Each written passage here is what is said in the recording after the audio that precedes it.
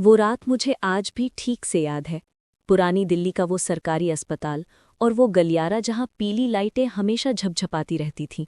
लोग कहते हैं कि अस्पतालों में मौत का सन्नाटा होता है, पर सच तो ये है कि वहाँ सन्नाटा कभी नहीं होता, बस आवाज़ें बदल जाती हैं। दूर कहीं एम्बुलेंस का सायरन। मैं उस वक्त नाइट ड्यूटी पर थी। रात के करीब 2 बज रहे थे। पुराने वार्डों की छतों से सीलन की एक अजीब सी गंध आती थी जो फेफड़ों में बैठ जाती थी। आईसीयू के उस हिस्से में सन्नाटा थोड़ा गहरा था, क्योंकि वहां उस रात कोई भी मरीज नहीं था। 4 बेड खाली पड़े थे।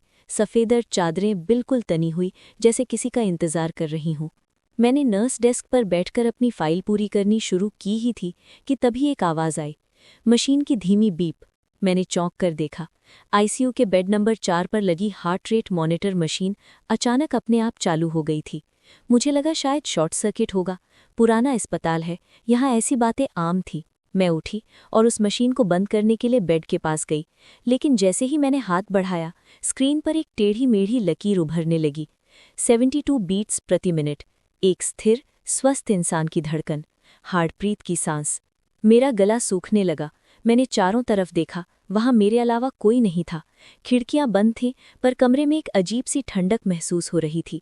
मैंने सोचा शायद सेंसर में खराबी है, पर तभी ऑक्सीजन मास्क जो बेड के पास टंगा था वो हल्का सा हिला। ऐसा लगा जैसे किसी ने उसे उठाकर अपने चेहरे पर लगाने की कोशिश की हो। प्लास्टिक की रगड़।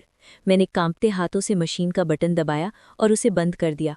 वापस डेस्क पर आकर मैंने पानी पिया और खुद को समझाया कि ये सिर्फ मेरी थकान है। तभी आधे घंटे बाद फिर वही आवाज़ आई। इस बार बीप थोड़ी तेज थी। मशीन की तेज बीप। मैंने मुड़कर देखा तो मेरी रूह कांप गई। बेड नंबर 4 की वो तनी हुई सफ़ेद चादर के बीचों बीच एक सिलवट बन रही थी, जैसे कोई वहां लेटा हो और करवट बदल रहा हो। मॉनिटर पर धड़कन अब 110 के पार जा चुकी थी। ब्लड प्रेशर की मशीन का पट्टा अपने आप फूलने लगा, जैसे किसी अदृश्य हाथ पर बंधा हो। मुझे लगा मैं चीख पड़ूंगी, पर आवाज़ गले में ही फंस गई। हवा की सरसराहट। तभी मुझे याद आया, पिछले हफ्ते इसी बेड पर एक बूढ़ी औरत की मौत हुई थी। वो मरते दम तक नर्सों का हाथ पकड़कर बस यही कहती रही थी कि उसे अकेले डर लगता है, कोई उसके पास बैठा रहे। मैंने हिम्मत जुटाई और बेड के करीब गई।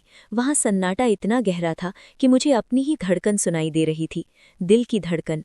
मैंने जैसे ही चादर की उस सिलवट को छूने के लिए हाथ बढ़ाया, बेड के पास रखी कुर्सी खुद ब खुद थोड़ी पीछे खिसकी, जैसे कोई वहां से उठा हो। कुर्सी के घिसटने की आवाज़। अचानक मॉनिटर पर धड़कन की आवाज़ बिल्कुल बंद हो गई। एक लंबी पी की आवाज़ गूंजी, जो तब आती है जब कोई दम तोड़ देता है। लंबी बीप। कमरे का तापमान अचानक इतना गिर गया कि मेरे मुंह से भाप निकलने लगी।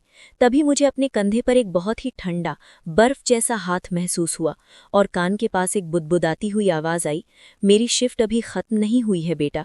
मैं पीछे मुड़ी तो वहां कोई नहीं था, लेकिन फर्श पर गीले पैरों के निशान बने थे, जो बेड नंबर 4 से सीधे मेरी डेस्क की तरफ जा रहे थे। अगले दिन मुझे पता चला कि वो बूढ़ी औरत खुद कभी इसी अस्पताल में हेड नर्स हुआ करती थी और उसकी मौत भी नाइट ड्यूटी के दौरान इसी वार्ड में हुई थी। लोग कहते हैं वो आज भी अपनी शिफ्ट पूरी करती है। दरवाज़ा चरमराया। आज भी जब मैं किसी खाली वार्ड से गुजरती हूँ और अचानक कोई मशीन चालू हो जाती है, तो मैं समझ जाती हूँ कि वो अकेली नहीं है, कोई है जो अब भी अपनी ड्यूटी निभा रहा है।